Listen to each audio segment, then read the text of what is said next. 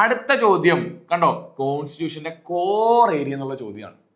ഈ ചോദ്യം കാണുമ്പോൾ നിങ്ങൾക്ക് മനസ്സിലാവും ഫണ്ടമെന്റൽ റൈറ്റ് എന്ന് പറയുന്നത് എത്ര എക്സ്റ്റെന്റ് വരെ പോവാം. ഓക്കെ, ചോദ്യം വായിച്ചോളൂ. The article of Indian constitution which contains the rule against double jeopardy. എന്താണ് ഡബിൾ ജോപ്പാടി? എന്താ ഇത് സംഭവം?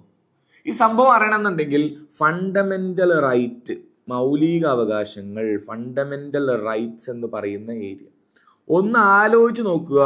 ഇന്ത്യൻ പൊളിറ്റിയിൽ നിന്ന് ചോദ്യം ഇടാൻ വേണ്ടി ഇരിക്കുന്ന ചോദ്യകർത്താവ്, പരീക്ഷ ഇടുന്ന ആള് സ്വാഭാവികമായിട്ടും ഇന്ത്യയിലെ മൗലികാവകാശങ്ങള് നിങ്ങൾ കാണാതെ പഠിക്കണം. അതിന്റെ മുക്കും മൂലയും നിങ്ങൾ അറിഞ്ഞിരിക്കണം.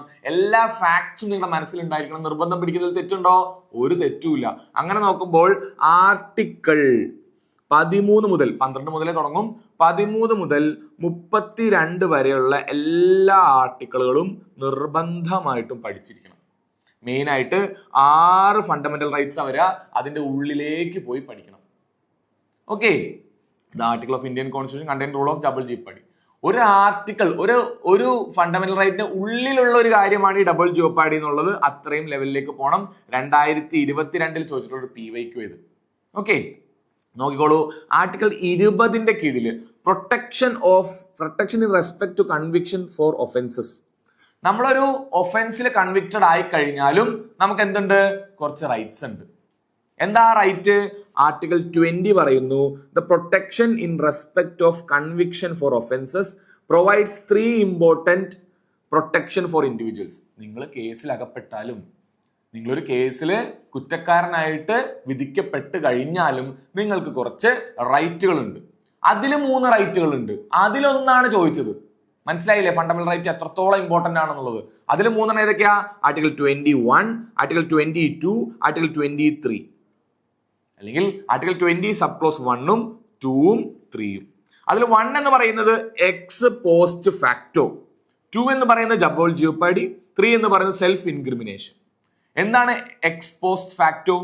A person cannot be punished under a criminal law that was not in force when the act was committed.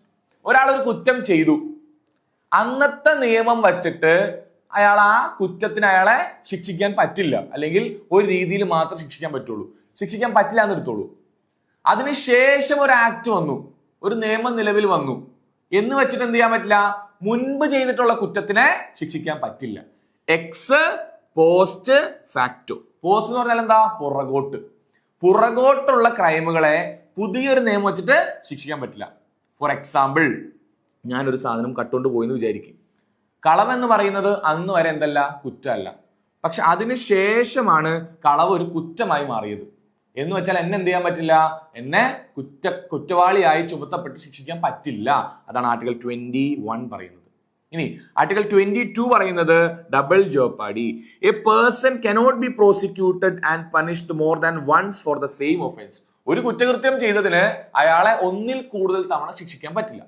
ഒരു വട്ടം അയാള് കുറ്റം ചെയ്തു എന്നുള്ളത് തെളിഞ്ഞു, അയാളെ ശിക്ഷയ്ക്ക് വിധിച്ചു, ആ ശിക്ഷ കഴിഞ്ഞ അയാൾ പുറത്തിറങ്ങിയെന്ന് വിചാരിക്കൂ, പിന്നെ ഒന്നും കൂടെ അയാളെ എന്ത് ചെയ്യാൻ പറ്റില്ല? ശിക്ഷിക്കാൻ പറ്റില്ല. ഒരൊറ്റ തവണയെ ഒരു ഒഫൻസിന് ഒരാളെ പ്രോസിക്യൂട്ട് ചെയ്യാനും പണിഷ് ചെയ്യാനും പാടുള്ളൂ. രണ്ടാമത് ഡബിൾ ജോപ്പാടി. മൂന്നാമത്തത് self incrimination. And accused cannot be compelled to be a witness against himself. ഒരാള് അയാൾക്കെതിരെ തന്നെ മൊഴി പറഞ്ഞോളണമെന്ന് നിർബന്ധിക്കാൻ പറ്റില്ല. Okay, self incrimination. ഞാൻ തന്നെ കുറ്റവാളി എന്നെ കൊണ്ട് നിർബന്ധിച്ച് പറയിപ്പിക്കാൻ പറ്റില്ല.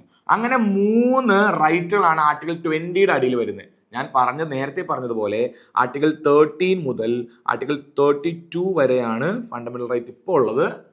എല്ലാം അണുവിടാതെ പഠിച്ചു വെക്കുക. ഇതുപോലുള്ള ചോദ്യങ്ങൾ വരും.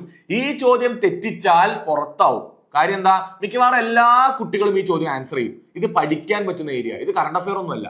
അതുകൊണ്ട് എല്ലാ കുട്ടികളും ഇത് പഠിച്ചിട്ട് പോകും. സീരിയസ് ആസ്പിറന്റ് ആണോ ഈ ഏരിയ പഠിച്ചിട്ട് പോകും. അതുകൊണ്ട് നിർബന്ധമായിട്ടും ഈ ഏരിയ പഠിക്കുക.